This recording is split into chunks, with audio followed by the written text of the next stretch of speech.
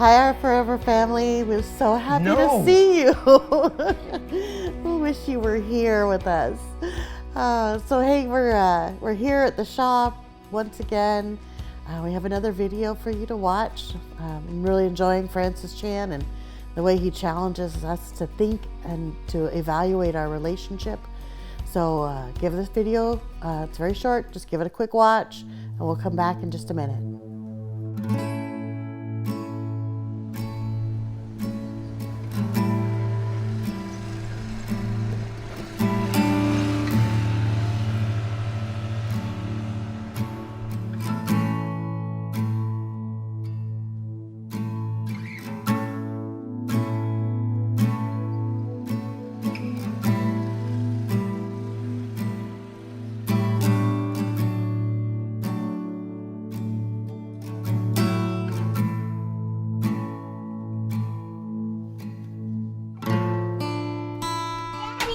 Hey boy, how you doing? This is little Ellie. She's our little spaz. We can just sit and watch her dance all day long. Huh, little ballerina? Huh? Huh? Yep. I already did it. You did it? Yeah. Yeah, show me your dance. Show me some dance moves. I just go like PA and then I'll go like this and they're best. That's nice. And this is my boy. His name's Zeke, but I just call him And I boy. just- and- Punch me. Hit me like a man. Come on. What you got? What you got? What you got? What you got? Yeah, what are you gonna show me? Get like this. Oh, that's cool. That's cool. That's my ballet. Okay, go get your sister. Go, go, go, go, go, go, go. This is my 8-year-old Mercy, my second oldest daughter, and she's our family genius. In fact, we think she might be 100% Chinese because you're really smart. Are there any kids smarter than you at school? Yes. Okay, well, we'll need to work on that. And she's my competitive one. She's our golfer, our soccer player, our baseball player, Wii player, but she has a hard time beating Dad on Wii, right? Yes. Have you ever beat Dad on Wii? A couple times. A couple times, but I was sick, huh? But she's my little buddy. And this is my first child, Rachel, who's now in 8th grade, all grown up, but still loves her dad. Yep. Yep, good. That's you, lover of Dad. She's our musician, songwriter, singer. I like to call her Chana Montana sometimes. You're just gifted. You're just gifted. I want to be like you when I grow up. Thanks. That's great. And here is my lovely bride of 15 years, Miss Lisa, who just looks more beautiful every year. Oh, well, who wouldn't want to be married to this handsome mug? Yeah, it's true. Here's your cup. Thank you. Everybody is coming soon. Okay.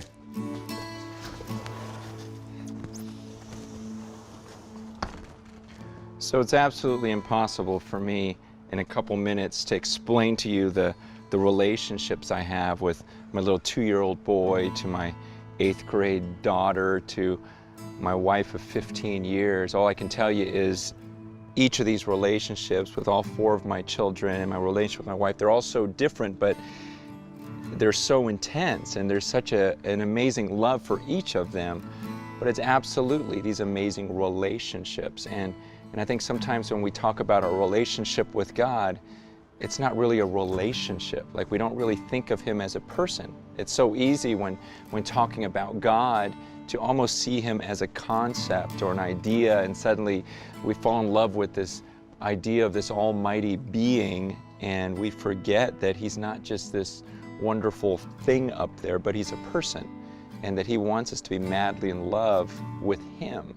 And I understand there's a danger. We don't want to get to this point where we almost humanize God and treat him like our little buddy, or sometimes we can even impose on him human failures. Like I struggled with for a little while, where when I heard the concept of God being my father, I immediately thought of my earthly father. And so all of these human failures that I saw in my dad, I imposed those onto a holy God, and we have no right to do that. I think the balance is exactly as Jesus taught when he says, when you pray, I want you to call him Abba. I want you to call him Daddy. At the same time, he says, you pray, our Father, our Daddy, who art in heaven, hallowed or sacred is your name. So you've got this idea of this intimate daddy relationship, and then you also have the same understanding that his name is absolutely sacred. And so I don't know how you can put those two together, because it's like no other relationship in the world, but we spend our whole lives trying to figure it out. I mean, when you understand that you can have intimacy with a holy God who dwells in unapproachable light, and that he calls you his child or his friend, I don't understand how you cannot see that as the most fascinating relationship in your life. Well, that was pretty interesting. What did you think about that, Miss Shelley? I love that Francis Chan pushes us to look at, our relationship with Christ. What is our relationship with God? Is he our fishing buddy? Is he some sacred being floating up in the sky that looks down and judges you? That's who I thought he was when I was a child. So, Well, doesn't he need to be more like that mentor that you have, that you give him the respect, and he's still your friend, and because you can talk to him? Mm-hmm. I think that more of us need to go to that and go to how we can talk to him as a friend and still be able to think of him as your being in the sky. I like that he's not a sacred being in the sky that I can't have any relationship with. I like that I can have a relationship with him. It's about that intimate, thriving, growing relationship. Well, I think it is about that, but I think we still have to give him that ultimate king. Well, yes, because he's the creator of all. And when you realize that he's the creator of all and he wants to have that relationship with you, it changes everything. And I think another thing that was said in the video was about the love that is there, that God really wants us to passionately love him. And I think that is a really good point, because I think that a lot of people, they don't put as much emphasis on that as they should. I think that they think that they love him, but they don't ever really show it. Like, the people that go to church on Sunday just to check the box saying, yep, I went to church. Yeah, instead of going to church and saying that I love you, Father God, and worship him and those kinds of things, I think it's an important thing to break from. Yeah. Well, it's we've been told over and over and over again, and when it's time for us as Christians to believe it, is that we are the church. We are the church. Yeah. 24/7. That's who we are. It's not, a church is not a place you go to only on Sunday morning or Christmas and Easter. Churches, it's who we are.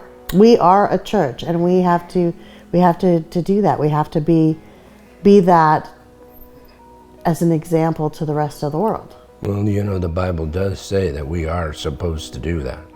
We are supposed to spread that word, and we are supposed to talk about him, that we're not supposed to just bring him to the church. We're supposed to talk about him before we bring him to the church. Yes, because the church's job is to make people know that about God and Jesus and the price that he paid for us. That's right, the price he paid. Yes. Wow. So, my friends, I'd like to encourage you to examine your relationship with Christ. Is it an intimate, thriving, growing relationship?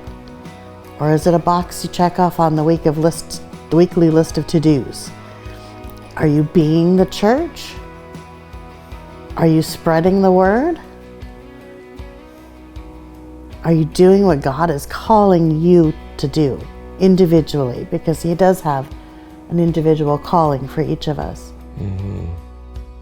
And each of them are different, for sure, right?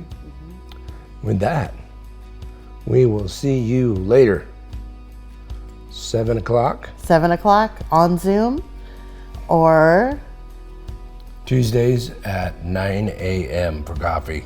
Or And Friday Sundays at 10 for church and 8. and 8 p.m. for church. That's pretty impressive. Any of those times, we'll see you We'll be there. next time. See you guys later. God bless.